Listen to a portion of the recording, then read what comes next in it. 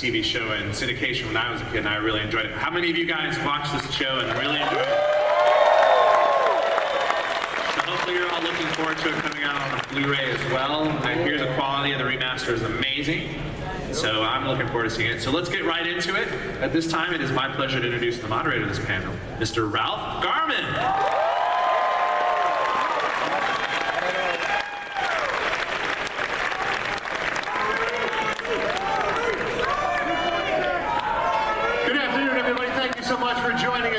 This is a very special day for Batman fans everywhere. We have been waiting for this moment for a very long time. I am very proud to announce here in Hall H that Batman, the complete television series, is finally going to be available in home entertainment. We're going to show you some amazing footage of the remastered episodes. You're not going to believe what you're seeing after watching them in syndication all those years, how bright and crisp and sharp and amazing this remaster job has been. And we've got the stars of the show today with us, which is very exciting. Hopefully we'll get some time to get to some of your questions, but let's get right to it. Let's bring out our very special guests, starting with the beautiful, the talented, that evil feline temptress herself, Catwoman, Miss Julie Newmar.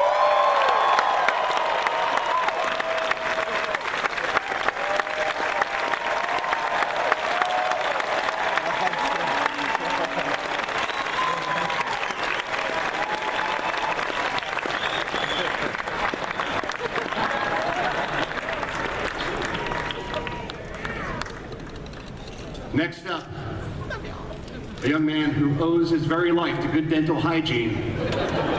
Robin the Boy Wonder himself, Mr. Burt Ward.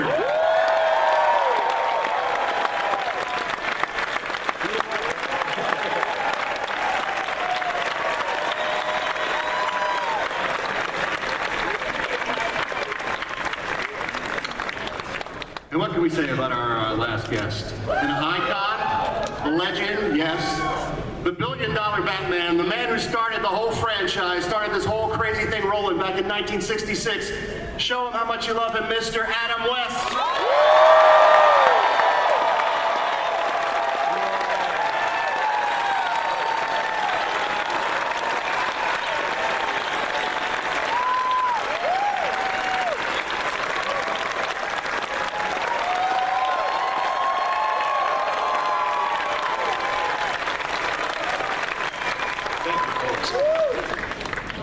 These three legends we have with us today are about to receive a very special award from Mr. Eddie Ibrahim himself, who runs this whole crazy Comic-Con. Eddie, come on out, won't you? Let's hear it for Eddie.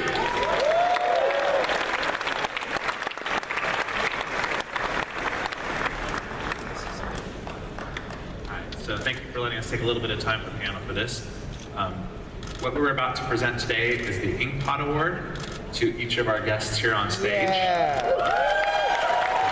The Inkpot Award is an award that is given to people that have helped to promote comics and the popular arts, and I don't think there is any argument that any of these fine candidates deserve an Inkpot. So at this time, it is my pleasure to give everyone their Inkpot Award. So thank you very much for all your contributions and everything you've done for pop culture.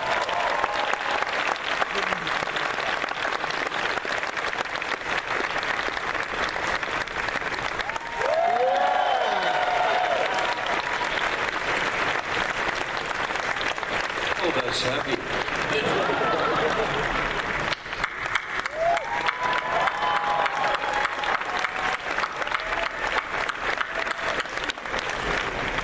Well, allow me to start the questioning with this. Let's start with you, Adam. How does it feel, after all this time, to finally have the complete remastered episodes available for the fans to see in their own home? Ralph, let me tell you, the first thing I want to say is you're right. We are delighted that finally Warner's Home Entertainment and we could bring you the complete Batman series in Blu-ray DVD. It's wonderfully done. You've been asking us for years, where is it? Well, here it is, November 11. Great. And you can pre-order pre-order right now, and I would, because I already have mine pre-ordered. Burt, Can I pre-order mine too? you absolutely can, yes. I'm going to talk to somebody, see if we can't get you one. How does it feel after all these years? The fans have asked you time and time again, everywhere you go, when are we going to finally get it at home? And now they have it. Well, I'm really thrilled because now I have something to watch. You know, fighting crime all the time, you know, it can wear you out, and you gotta have a little entertainment. And I couldn't think of any better entertainment than working with these incredible actors who have influenced so many people in such positive ways, including me. We were a bad influence. Julie, what are your thoughts about finally the home entertainment release of the entire series? Well, I never thought people would stop asking. And thank you for asking. Adam, how do you explain the continued popularity of this television program? Decades go by, people love it just as much now as they did when it was first on the air. How do you explain the longevity? My legs. Well, I'll tell you, because we did it, as we all know, on several levels. And we did it for you guys as kids, with the morality lessons, the ethics, and so on, and all the splash and adventure and color and baroom and bam and pow and zap. And we did it for you guys as adults, as you grew up, as a comedy, so you would see the satirical elements. And these two were wonderful.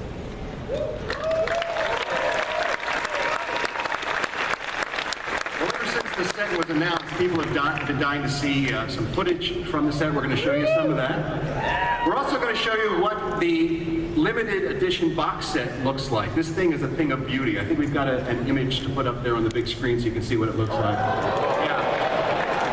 The packaging is incredible. Here's some of the things that you get, these sought-after premiums that will be included in the limited box set.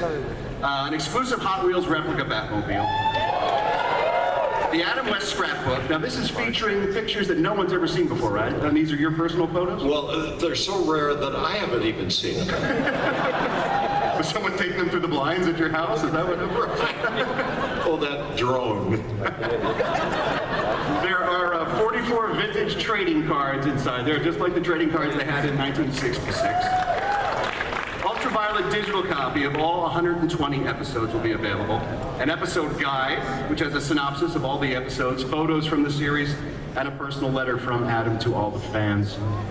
It is an impressive box, but what's really impressive, I think, is what's inside the box. The footage is just incredible. Have you guys seen some of the remastered footage that they put together for this set? Yeah, fantastic. You won't believe it. I mean, those of us who've watched the show for years have seen it in syndication and prints that have been shown and shown and shown.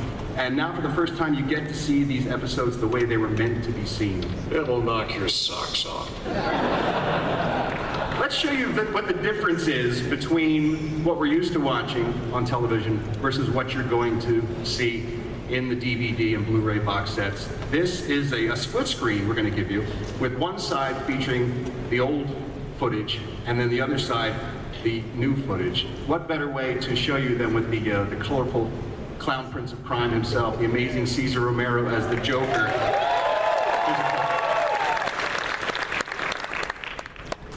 We're on to your tricks, Joker. You might as well.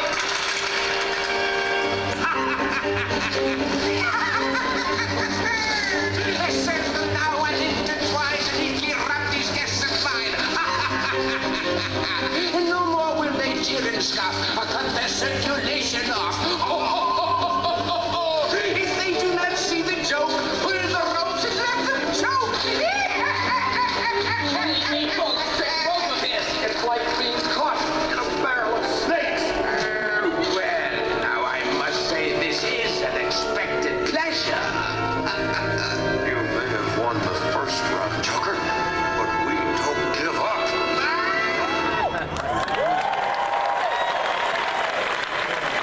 The difference is amazing. Remastered footage the film's been cleaned, it's been remastered, it's been enhanced digitally for focus and for color. all the scratches from the prints have been removed. This is a crystal clear image that you're going to see your favorite TV show in the way it should be seen. While we're talking about Cesar Romero, who was just so brilliant in that role as the Joker, let's talk about some of our favorite villains from the series. Julie, you got to work with the great Michael Rennie as the Sandman in an episode. What was it like working with him? Well, I think he was buried under this great big fur coat, as I remember. And it was a very strange episode. But I remember Cesar Romero, and do you know why he had that mustache and they had to cover it up with makeup? Because when he was 23 years old, he had fallen in love with a woman 10 times older than himself, and he wanted to keep that image. And so well, it's true. He thought it was, he never shaved it off, did he ever? No, Julie, as a matter of fact, he felt that his entire career was because of his mustache. We knew better. And we allowed him to keep his mustache, and the white makeup would kind of allow his mustache to bristle out a bit toward the end of the day. And you saw that, and we thought it was funny, and let's just leave it in. He loved it. Burt, tell us a few of your favorite villain actors that you worked with on the series. Well, I was like a kid in a candy store because I was a young actor. This was my first working opportunity. I really consider myself pretty lucky. There was 1,100 young guys that tried out for the role. And, so for me, everyone working with Julie, working with, Burgess Meredith, the Penguin, or Frank Gorshin, the Riddler, I mean, these are great people, and every one of them, it was a learning experience because you had a chance, for me, to see how real professionals take their craft very seriously. Even if what they do is funny, they approach it so professionally that you have to respect that and learn something from it. Well, as a young man, my favorite villain was, of course, Catwoman.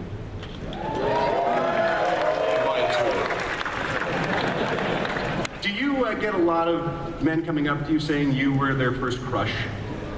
Well, let me put it this way. I had a wonderful experience in Chicago at one of those Comic-Cons, and a man came up to me and he was dragging his son. But his son, about 3 years old, he didn't want to have anything to do with this Catwoman. Too scary. Oh my goodness, let me out of here. Worst day of my life, the little kid.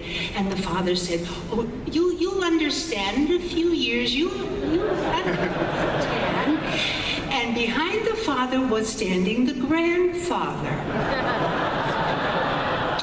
Very well dressed, very distinguished, and he makes a beeline right straight up to me and he says, Miss Newmar, did you know that you were my first turn on?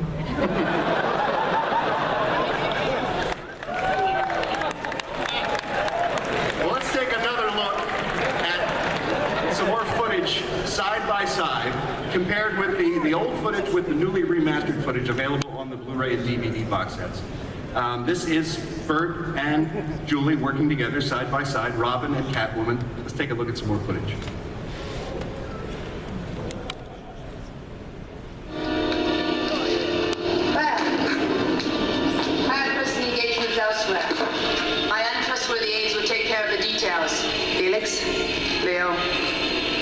You two later. Right there.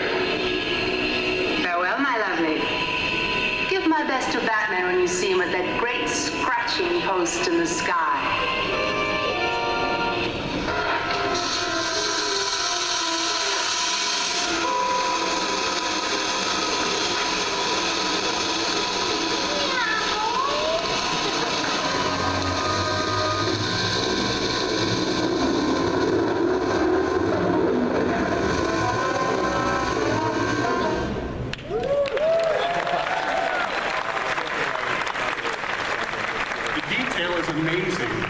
New footage. Of course, it wouldn't be a special box set without some additional bonus features, and this set has plenty. One is Hanging with Batman is the name of one of the features, and it's sort of a slice of life with you, Adam, spending some time with you. Adam West, TV's Batman. I'm amazed at the clarity of that thing we just saw is fantastic. You can see every grain of sand as it comes out. You know, Catwoman, Julie, you were wonderful as Catwoman. You gave me the curious stirrings of my utility belt. There's also, I think, somebody else here who played Catwoman in our movie, our earlier feature, is Leanne Merriweather here. There's a little bonus here. Is Miss Merriweather here? I heard that she was somewhere out there. There she is, standing up right over there. Ladies and gentlemen, Merriweather.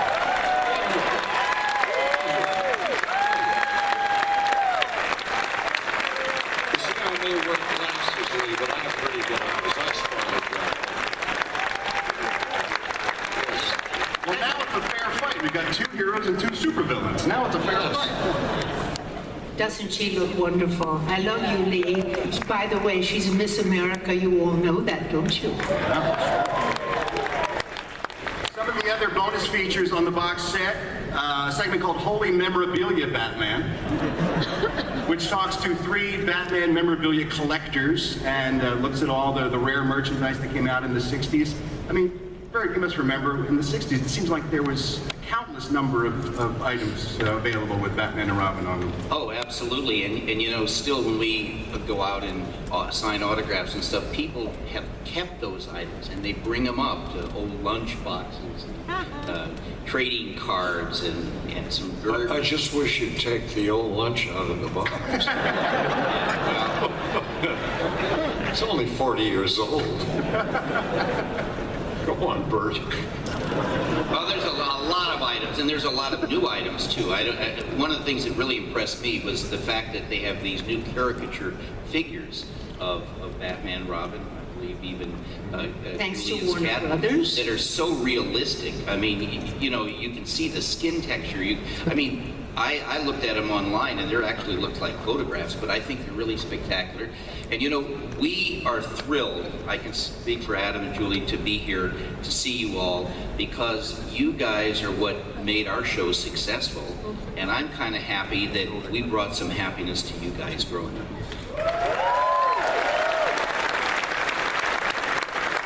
You know, if nothing else, what we love to do is deliver the laughs and make you guys happy. And that makes us happy. Thank you. We've been great fans for many years. And you, Rob, you've been a fan like no other. And stay away from my hotel room. I'm sorry. Shouldn't have told me where you were staying.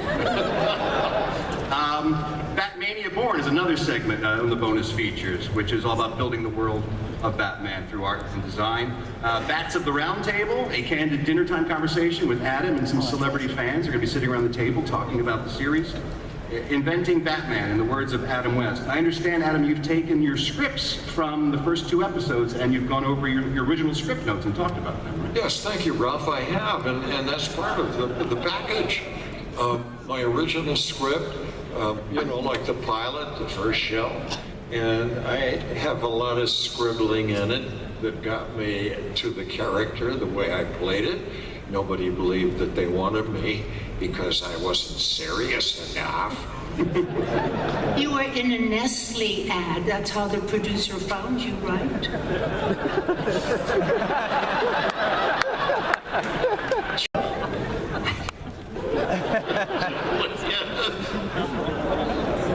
When the show went on the air, it was an immediate hit. You guys knew you had a hit on your hands once it aired. While you were shooting those first 2 episodes, though, shooting that pilot, did you have any idea this was going to be a special thing that you were working on? Yeah.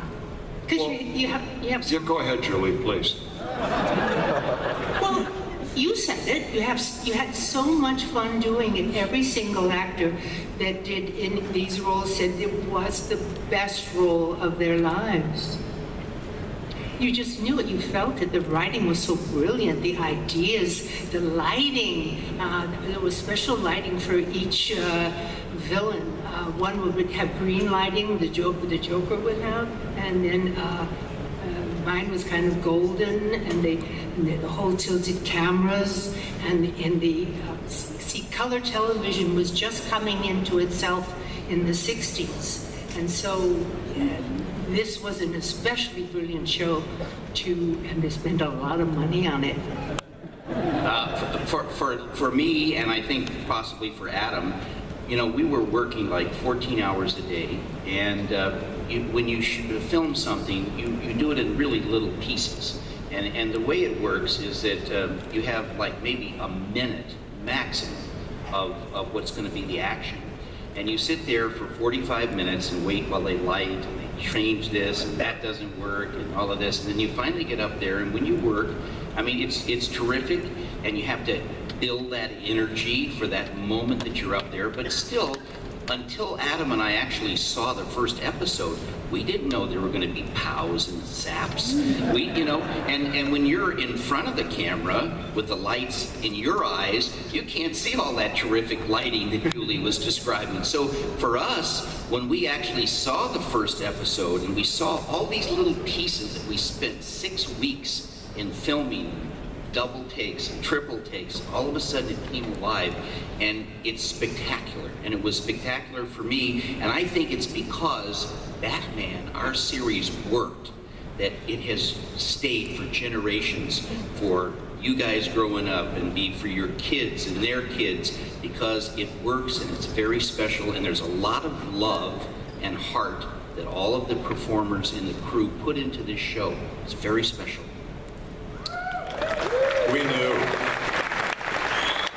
knew from the very beginning that we were on to something, because 20th Century Fox and ABC and all the others were so excited, and they were really beating the drums, and it was the first of its kind. It was in color, and 2 shows a week with a cliffhanger, of course, in between. So the excitement on the set and the excitement when the show broke, Ralph, was incredible. So the only way I could tell that we were onto something besides our daily work and belief in it, I went to a market in Malibu, up the road from where I live, to get a steak and a 6-pack. That was the night of the airing of the first show. Well, I was waiting at the checkout stand behind people, and the women kept yelling, "Hurry, hurry, Batman's on tonight, get us out of here." I had a feeling it was all over for me. It was all just beginning. There's no more anonymity. We were talking about some of the bonus features available on the box set of the Blu-ray DVD box set. I want to show you a little piece of one of them. This is called Batmania Born. Again, this is looking about the art behind the fiction. The extras are really going to make Bat fans happy, I think. Here's a couple minutes from Batmania Born.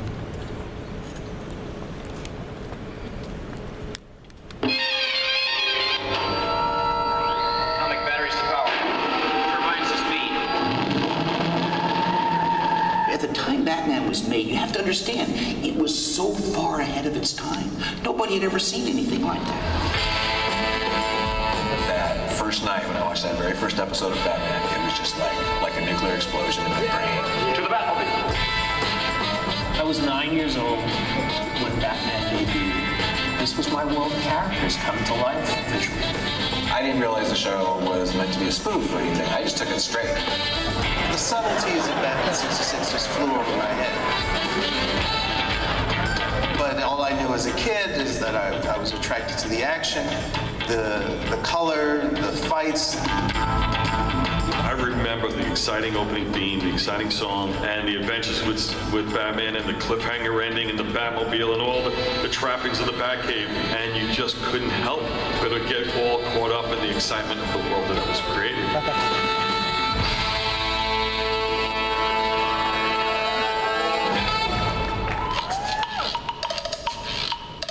When Batman came along, what it did was it gave people comedy and fantasy.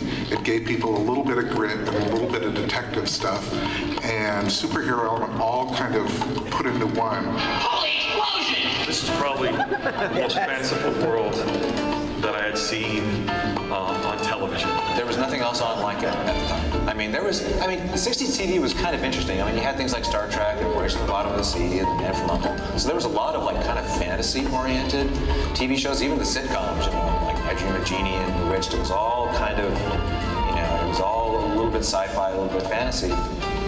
But Batman was like the first show that like literally embraced the whole specific superhero. The archetypes that were super popular were cowboys, detectives, base explorers. So I think Batman kind of had a little bit of everything. You looked at his interplay with Commissioner Gordon and the police force, and he was very much a detective and a cop. Sorry, citizen, police business. You'd better move along. There were detective shows like Dragnet where the good guys catch the bad guys. And there were westerns on TV, which is good guys and bad guys. And that's what Batman is. Good, even though it's sometimes sidetracked. Always. So just keep that in mind. Tonight. Recently we lost, in my mind, a genius, Lorenzo Semple Jr., who was the original screenwriter for Batman. He wrote that pilot episode and several others and was the story editor, script editor on the show as well. Sort of set the tone for the series overall. He sure did, Ralph. He was the reason I did the show, reading that first script.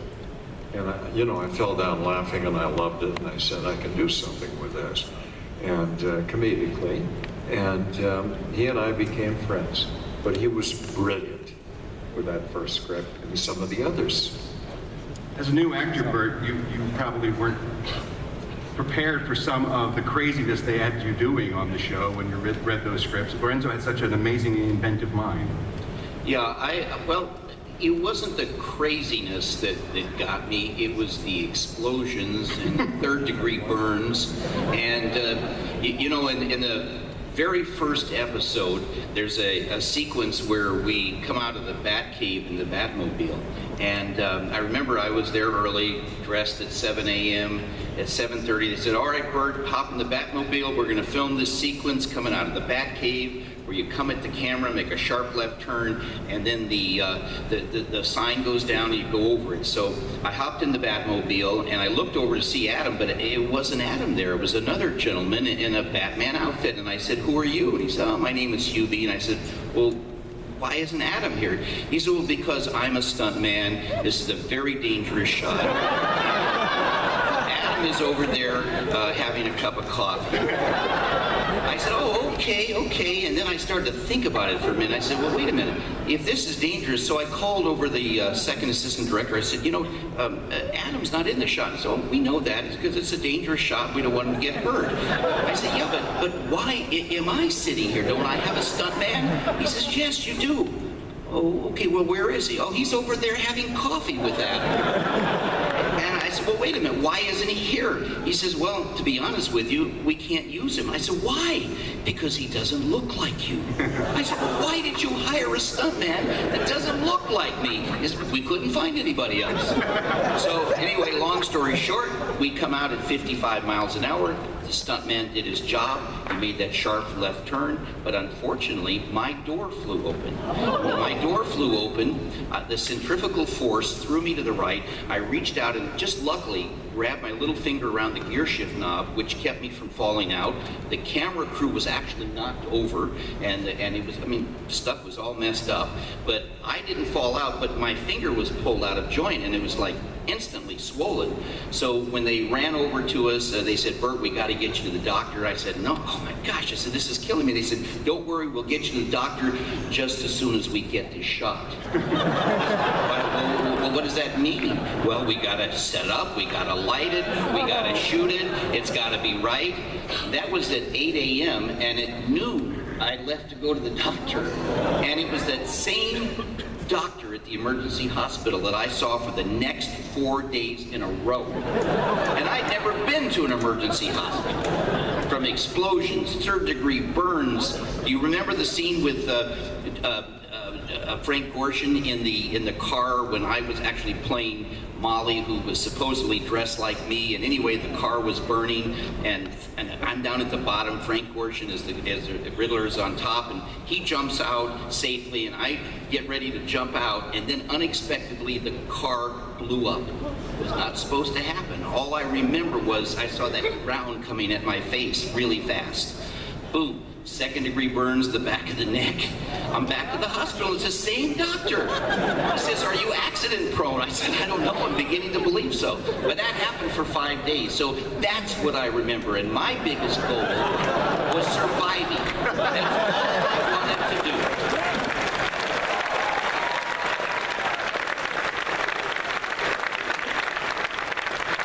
You have any more stories, Burt? 120 of them. Yes. What's your most vivid behind-the-scenes memory of filming the series, Adam? I could never answer that question, Ron. No, because I had, every day, there was a vivid memory, believe me.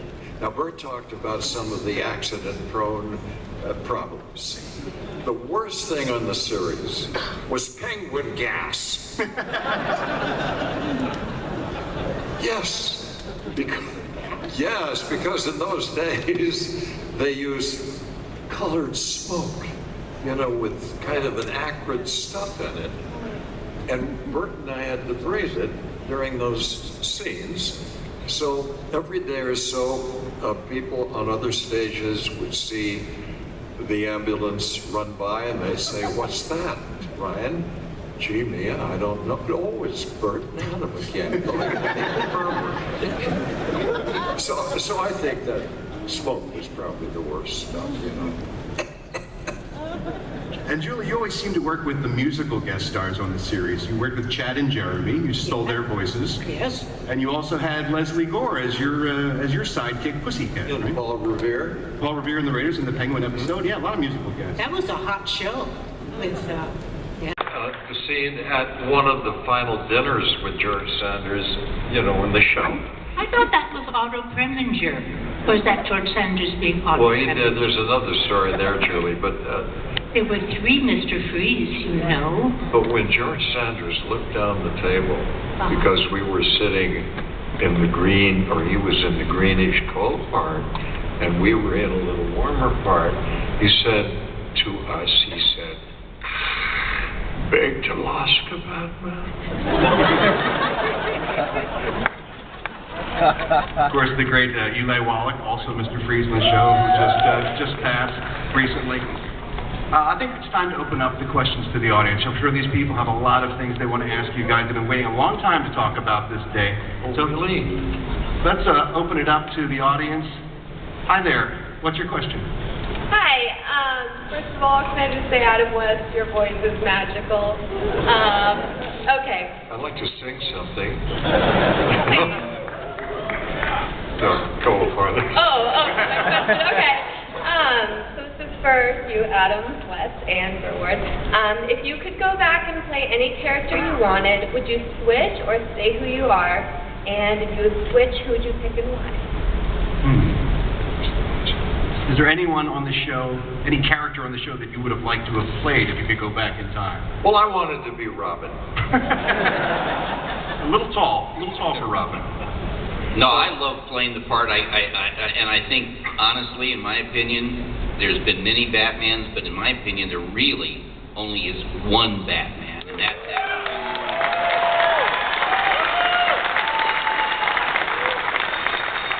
You know, our show was a comedy for the adults, and we played it with comedy timing and thinking funny, and yet for the kids it was very serious.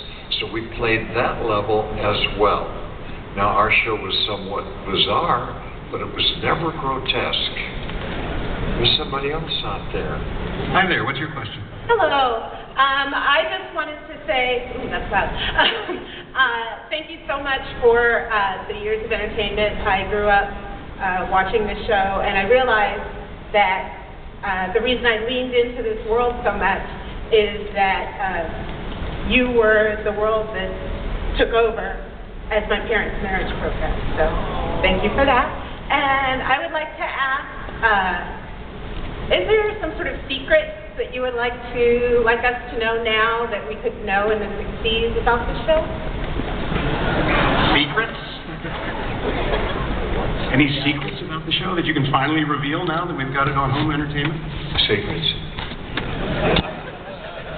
I don't know if I should. Too many. Well, it's about Burt. You guys must have people coming up all the time over the past 4 decades telling you how much of an influence that you had on their lives, either personally or professionally or both. I'm sure you all have had those moments, right? Well, we're the luckiest actors in the world. That's the way I reason it, and I'm sure they do too. Because we've done many other movies. I've done 5 TV series, and Family Guy's been wonderful for me. But Batman was the most expensive show ever produced at the time, and it was done with such delicacy and care that I'm just really pleased to have been part of it in my own small way. Thank you. Adam, you've told me in the past that you run into judges and attorneys and cops and firefighters who say that they got into law enforcement. They wanted to be the good guys because of what you and Burt showed them each and every week. Well, I have a little token of esteem from your police chief that I got this evening, presented by her. Was that a get-out-of-jail-free card?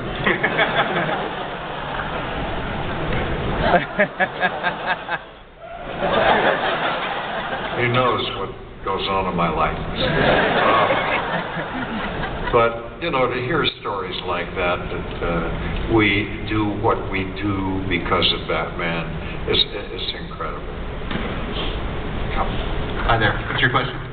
Well, I will tell you that the biggest scare of my parents' life was because of Batman. I was 6 years old when the show originally aired, and since it was in color, and my neighbors had one of those new color televisions, I just walked outside and went down the block at 6 years old to watch it in color. Yeah. My question is, with all of the reboots in this era of reboots, why have none of you made a cameo appearance in any of the movies? In my case, I haven't been asked. but it's okay. It's okay. I'm a billionaire, and it's okay. We've seen stately West Manor. It's very impressive. Yeah. Hi there. What's your question? Hey, well, hey. I'm a little nervous here. My dad just says hi to you guys. He's a big fan, and I'm a big fan too. Before my question, I do have to say this one thing. I played the Batman Arkham game. And last year's Batman Arkham Origins comes with all these costumes you can wear. And you can play like Batman's first appearance to the recent costume, but nothing brings great joy than being Adam West Batman, roaming the streets, taking down thugs. My dad walked in me playing that game, he goes, is that the Adam West Batman? And I'm like, yep, I'm fighting crime. That's Adam West. So, the one question I have for all three of you, if Batman would have continued from three of you, what episode would you like to have seen done? Any ideas you would have done? Especially crossover, since you did have Green Hornet and Kato as the first superhero team-up. There's a great comic book out, by the way, which teams up Batman and the Green Hornet and Kato again. I suggest you pick it up. I like the first episode. Yeah, that sort of set the tone for everything. I think if we had continued to make the show, we would have developed newer, more modern things. You know, when Batman first came out, our show was ahead of its time. I mean, it really was. And, you know, because we stopped making them, they're classics, but had we continued, I think we would have found innovative ways to continue to entertain you and bigger and, more dangerous villains and situations more like what we have in today's program. but still family-oriented.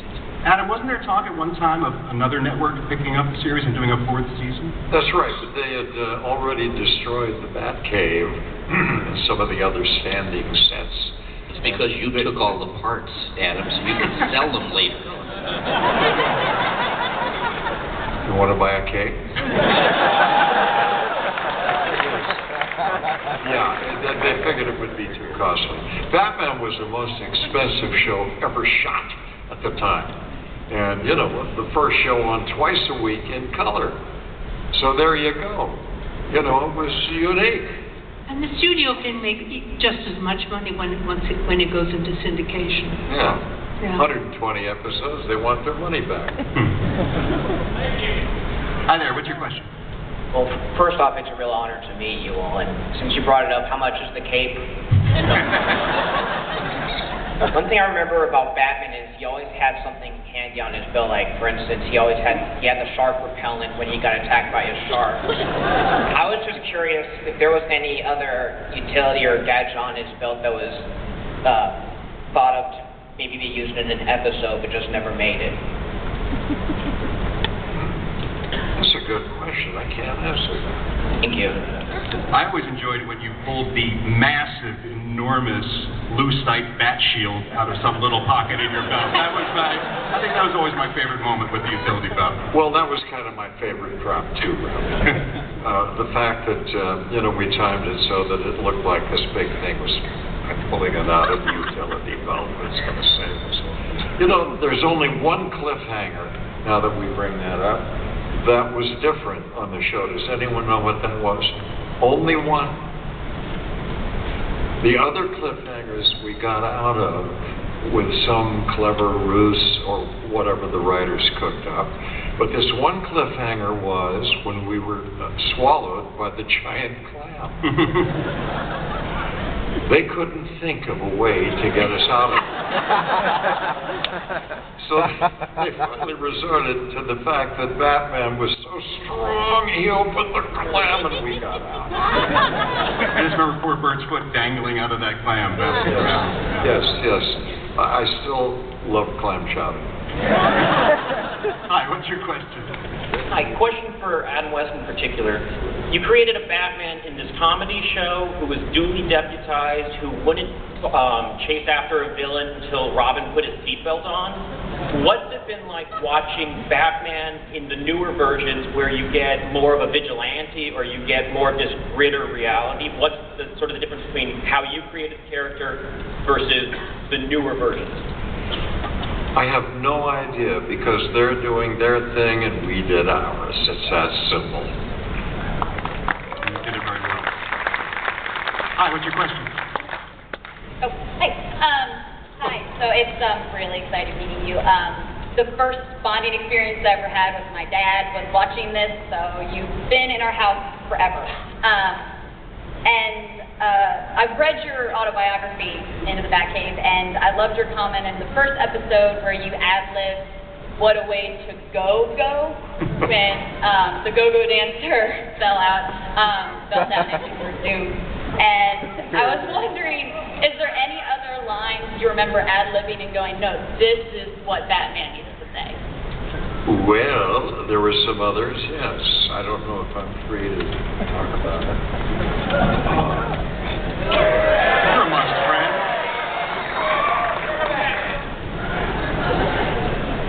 Don't touch that golden pussy, Robin. It could be radioactive.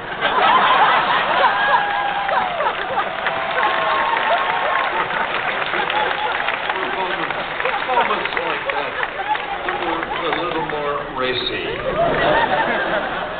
But we got by with it. There were some pretty good holies. Remember some of the holies? Yeah. How many holies did you do total, Burt? Do you remember? I think there was about 378. Well, I'm sorry, but we're out of time for questions because we have a big clip we want to show you. We want to close the show out with a big hunk of footage so you can see this amazing remastered footage for the Batman the Complete Television Series box set. So let's take a look and then we'll come back and say goodbye.